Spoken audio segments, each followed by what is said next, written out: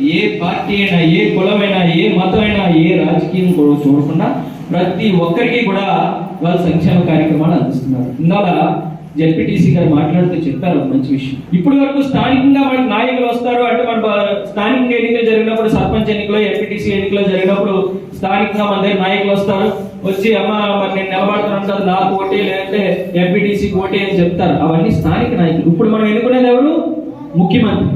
ముఖ్యమంత్రి అంటే జగన్మోహన్ రెడ్డి గారు. కానీ జగన్మోహన్ రెడ్డి గారు లాంటి వ్యక్తి అయితేనే మనకి మళ్ళీ ఇవన్నీ కూడా మనకి సంక్షేమ కార్యక్రమాలన్నీ కూడా ఒక్క రూపాయి కూడా లంచం కానీ అవినీతి లేకుండా ఉంటుంది.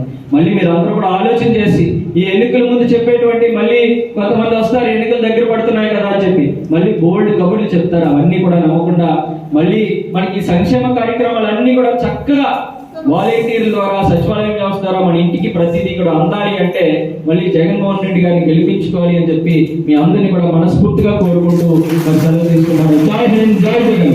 ఎలక్షన్ పెడతాను, నా డబ్బులు కావాలని ఎవరైనా అడిగారు? ఏది లేదు, ఎప్పుడు కూడా లేదు. ఒక్క రూపాయి లంచం లేకుండా ప్రతి రూపాయి కూడా నేరుగా మీ అకౌంట్ లోకి లేదంటే మీ చేతులకి ఇచ్చేటువంటి కార్యక్రమం. ఇవన్నీ కూడా మీరు గుర్తించాలమ్మా. ఎందుకంటే ఇప్పుడు ఎన్నికలు దగ్గర పడుతున్నాయి కాబట్టి మళ్ళీ చాలా మంది వస్తారు, చాలా కబుర్లు చెప్తారు. అవన్నీ కూడా మనం ఆలోచన చేయాలి.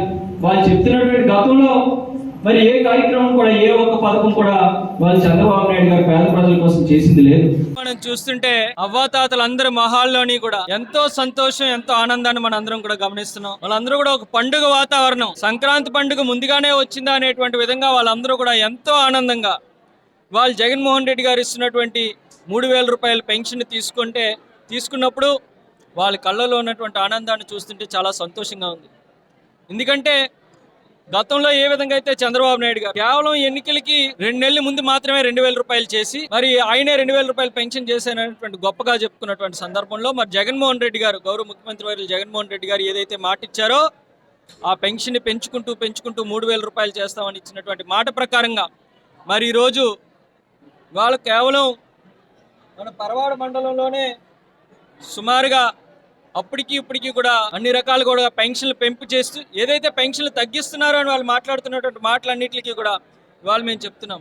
కేవలం ఒక పరవాడ మండలంలోనే ఈ 4.5 సంవత్సరాల్లో సుమారుగా 4,500 అదనపు పెన్షన్లు ఇచ్చి ఇవాళ 3,000 రూపాయలు చేసినటువంటి సందర్భంలో ప్రజలందరూ కూడా చాలా సంతోషంగా ఉన్నారు. లబ్ధిదారులందరూ కూడా ఇవాళ మేము చూస్తున్నాం. గడప గడపకి వెళ్ళినప్పుడు కూడా వాళ్ళందరూ కూడా మా పెద్ద కొడుకు పెన్షన్ పంపిస్తున్నాడు బాబు, మేము చాలా ఆనందంగా ఉన్నామని చెప్తుంటే చాలా సంతోషం అనిపిస్తుంది.